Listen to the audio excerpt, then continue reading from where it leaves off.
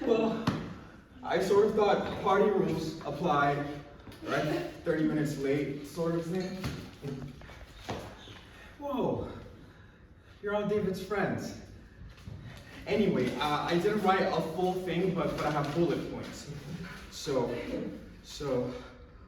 hello, thank you all for coming to see the dearly departed David. See that? Alliteration. Hold on. I'm feeling judgy energy. You should all know I was the first one here. Yeah, I was here at 7 p.m. yesterday. So ha! I was at a meeting. Yeah, they really have those in church basements. Wait. I have to tell you what I told him. Okay, wait. Hi, I'm Antonio. I go by Tony. Wait, are we allowed to say names?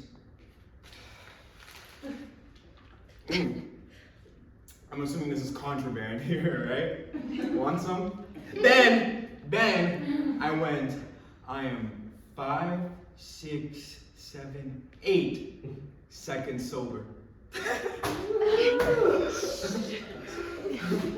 Good one, right? But guys, the people there were so unfazed by it. Very underwhelming. Anyways, dearly loved friends and family, beloved by the community. Okay, here we are. When we were little, I would always follow David everywhere. For almost every summer I can remember, he had a little biker group that would have the coolest adventures. I even stole another kid's bike so I could join. Not my best moment, but you get how much of a drop my brother had. He would let me follow behind him for a while, then he would knock me off my bike and kick me. I didn't mind, really. What did suck was the time he wouldn't let me come at all. He explained it all later. His friends were teasing me for letting me tag along. He was leaving, hopping on his bike and pedaling away fast. Then I saw the cuts on my tires, so I started running, and there were all these cars and other bikes and people around, but my eyes were locked on him. He would turn back to see how much distance he had from me, and I could feel myself catching up to him, thinking, I just need to get him to stop. And then I hit the ground. My face hit, and it was like half of my nose had lost its skin. This side is still smaller than the other. I was scraped all over. He saw me fall, and he still kept riding away. If I had been chasing anyone else, I would have gotten up right away, but I knew I couldn't follow him. I'd never catch him, and he'd never stop trying to get away. When I really think about it, everything about our relationship was always on his terms. Like the last time we spoke, that was all, up to him too. It was 3 years after not talking at all. I had left him voicemails. I had left some really nice voicemails. Please come home. I miss you. But mostly it was me yelling at him and saying that he was already dead and that I didn't care about him anymore. But then 2 weeks ago, he calls me. I answer on the first ring. He wants to meet at this pizza place. It's like the most neutral spot. And yeah, he used to work there. I ordered for both of us, and the pizza was taking an hour, which meant David was almost an hour late. So I was about to leave, and then he came out of the arcade. Stupid. He really was up for using anything, but the needles were the worst, though. I saw him, and he had picked up the scabs so much that they got bigger, and then they looked like bullet holes. Don't worry, we got those covered up for today. So,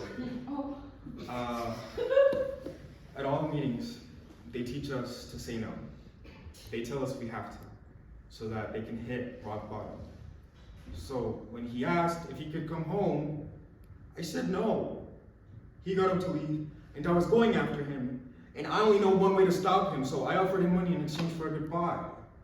They would never hit his feelings for people. He always thought it was stupid to pretend like you don't care about someone when you really do.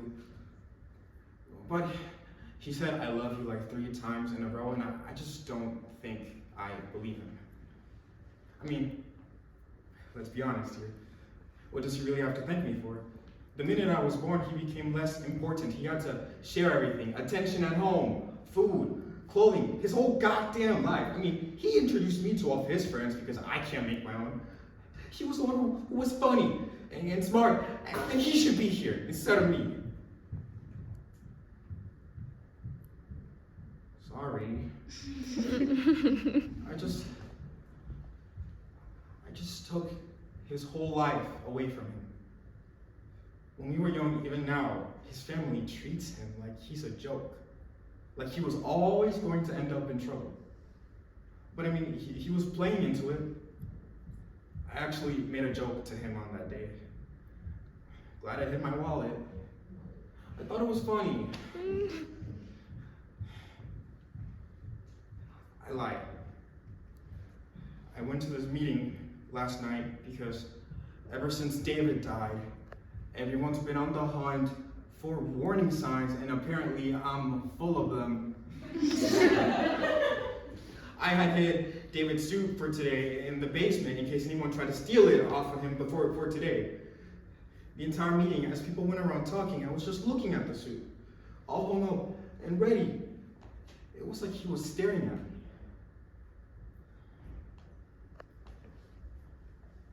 I actually saw him go. I was the first one at the hospital. They really did try to help him. I mean, they get paid even if they just try. The whole thing sucks. No refunds. The doctors kept thinking that he'd be okay only because he was alive for longer than is even possible. He didn't live, obviously. I think he stayed long enough so I could see him one more time. It's nice to think of it that way. It's a little selfish too, but he was still thinking of me even. I always seem to do that, okay? Ruin his big moment. No, not this one. This is his moment. I am going to stop drinking, I swear. Scout's honors. But not because I have a problem, I don't. Trust me, I was around my brother more than all of you. I know what someone with a problem looks like. But I refuse to be anything like him, so I'm just getting ahead of the game. But today I get an exception, obviously. The celebration of life party food thing is at my sister's house. She passed out some cards on the way in. They have the address to her place and the burial spot.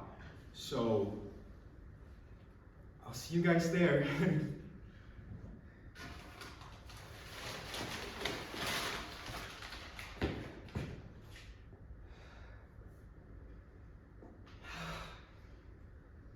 One last one for you.